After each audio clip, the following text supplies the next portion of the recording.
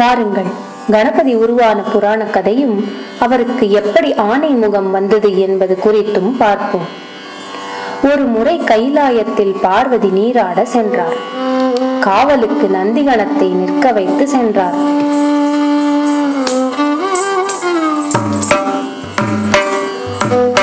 அந்த சமயத்தில் சிவன் அங்கு வர உள்ளே செல்ல முயன்றார். அவரை நந்தி தடுத்து பார்வதி தேவி நீராட செல்வதாகவும் யாரையும் உள்ளே அனுமதிக்காதே என எனக்கு கட்டளையிட்டு காவலுக்கு வைத்து சென்றுள்ளார். அதனால் தாங்கள் உள்ளே செல்ல வேண்டாம் என கேட்டுக்கொண்டார். அதற்கு சிவன், பார்வதி தேவி என் துணைவி, அதனால் இந்த கட்டளை என்னை தடுக்காது என கூறி உள்ளே சென்றார். அங்கு அமர்ந்திருந்த பார்வதி தேவி சிவபெருமான் வருவதை பார்த்ததும், யாரையும் அனுமதிக்காதே என கூறியிருந்தேனே என்றார். அதற்கு சிவன், நந்தி என் சேவகன், அதோடு நான் உன் மணாளன் என்பதால் என்னை அவர் தடுக்கவில்லை என்றார். நந்தியின் செயலால் கோபமடைந்த பார்வதி தேவி அவர் செய்ததில் தவறு இல்லை என நினைத்தார். ஆனால் பாதுகாவலனாக நிற்பவர் யாரையும் உள்ளே விடாதபடி அறிவாளியாகவும் பலசாலியாகவும் தனக்கென பாதுகாவலனாகவும் இருக்க வேண்டும் என பார்வதி தேவி நினைத்தார்.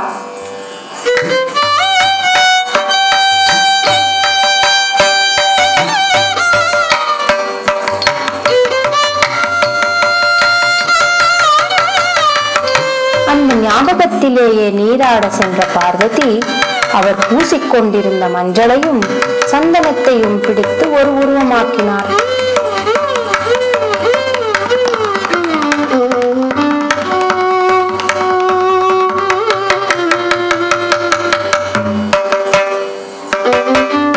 அதற்கு உயிரையும் அவரே கொடுத்தார். அவனுக்கு விக்னங்களை தீர்ப்பவன் என்ற பொருளில் விநாயகர் என்ற பெயர் சூட்டினார்.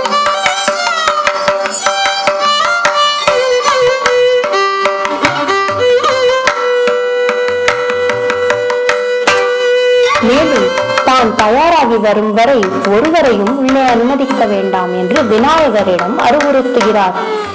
விநாயகரும் அவ்வாறே செய்வதாக வாக்களிக்கிறார்.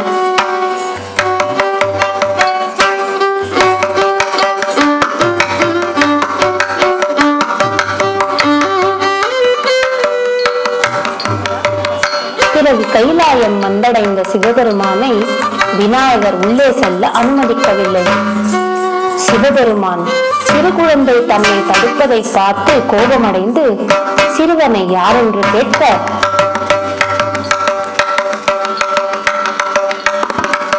சிவபெருமான் எவ்வளவு முயற்சி செய்தாலும் அவரை உள்ளே அனுமதிக்க மறுத்துவிட்டார் விநாயகர்.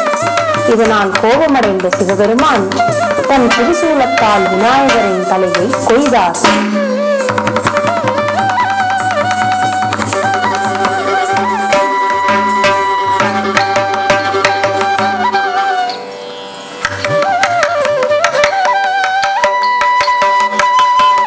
பிறகு கோபம் கொண்ட பார்வதி பிரபஞ்சத்தையே அழிக்க முடிவெடுத்தார்.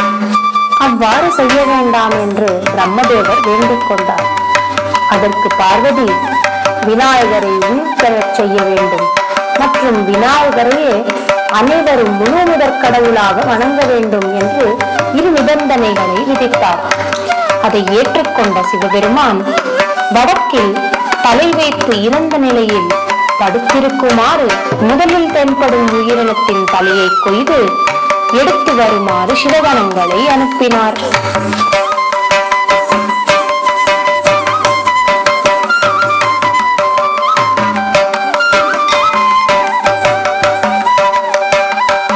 அதன்படி சிவகணங்கள் கஜாசுரனின் தலையுடன் திரும்பி வந்தனர். அதை விநாயகரின் உடலோடு பொருத்தினார் பிரம்மதேவர்.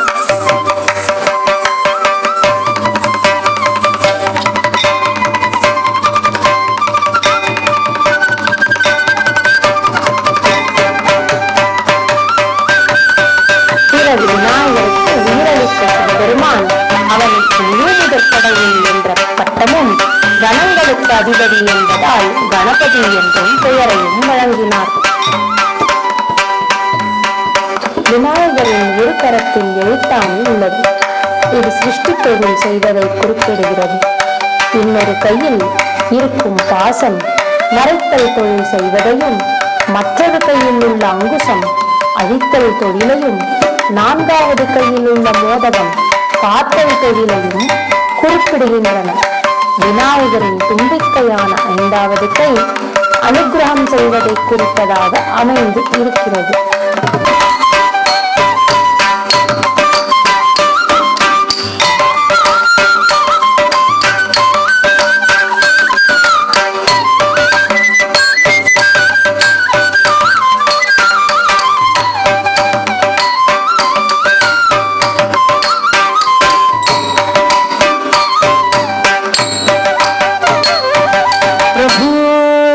गणपति परिपूर्ण வாழ்வருள்வாயே प्रभु गणपति परिपूर्ण வாழ்வருள்வாயே प्रभु गणपति परिपूर्ण வாழ்வருள்வாயே प्रभु गणपति परिपूर्ण प्रभु गणपति परिपूर्ण வாழ்வருள்வாயே प्रभु गणपति गणपति गणपति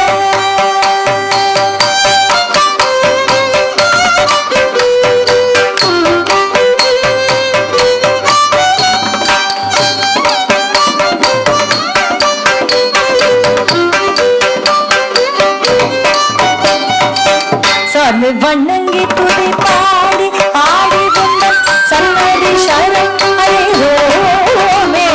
சார்ந்து வணங்கி துதி பாடி ஆடி வந்த சன்னதி சரண் அறிவோமே. சாத சிந்தன் சர்வாயும் தந்தரும் சத்குருவே. சாத சிந்தன் சர்வாயும் தந்தரும் சத்குருவே. சாந்து வணங்கி துதி பாடி ஆடி வந்த சன்னதி சரண் அடைந்தோமே. சாத சின்ன சர்வாயும் தந்தரும் சத்குருவே. ஞான வைராಗ್ಯ ವಿಚಾರ ಚಾಲ ಸ್ವರ ರಾಗಲಯ ನಟನ ಪಾಲ. ಜ್ಞಾನ ವೈರಾಗ್ಯ ವಿಚಾರ ಚಾಲ ಸ್ವರ ರಾಗಲಯ ನಟನ ಪಾಲ. ನಾಮ ಭಜನ ಕೀರ್ತನ ನವವಿಧ ನಾಯಕ ಜಯ ಜಗನ್ನಾಥ. ನಾಮ ಭಜನ ಕೀರ್ತನ ನವವಿಧ ನಾಯಕ ಜಯ ಜಗನ್ನಾಥ. ಜ್ಞಾನ ವೈರಾಗ್ಯ ವಿಚಾರ ಚಾಲ ಸ್ವರ ಪ್ರಲಯ ನಟನ ಪ್ರಾಣ. ನಾಮ ಭಜನ ಕೀರ್ತನ ನವವಿಧ ನಾಯಕ ಜಯ ಜಗನ್ನಾಥ. ಪ್ರಭು ಗಣಪತಿ ಪರಿಪೂರ್ಣ வாழ்வருள்வாயே. ಪ್ರಭು ಗಣಪತಿ ಗಣಪತಿ ಗಣಪತಿ.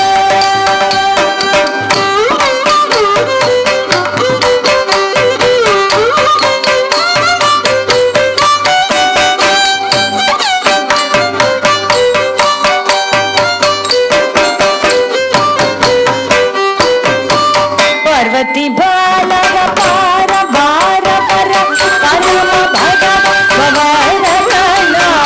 ಪಾರ್ವತಿ